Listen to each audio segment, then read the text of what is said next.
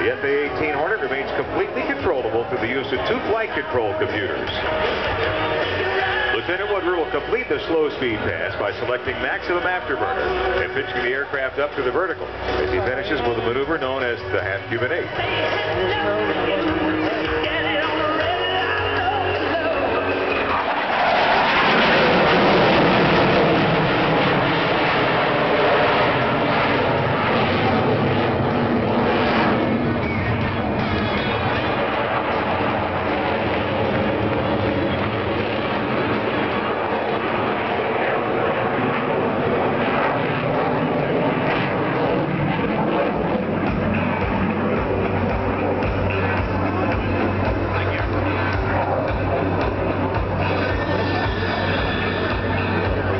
Today, Lieutenant Hank Woodward, call sign Lumber from Littleton, Colorado, is a 2003 graduate of the University of Florida.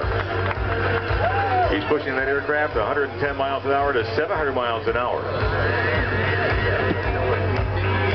He's getting a great ride on the aircraft today, and I think we're going to be able to go to the aircraft too and actually hear from Lieutenant Woodward here.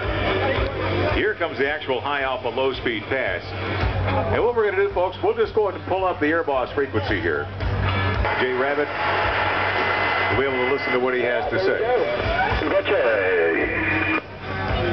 Go ahead. Hello, great student of Georgia. Thanks for coming out and watching the demo today. It's a privilege to go to perform for you. I'd like to give a special shout out to the Melnicks and all the friends and family that came to support me today as well. Thanks for coming out, guys.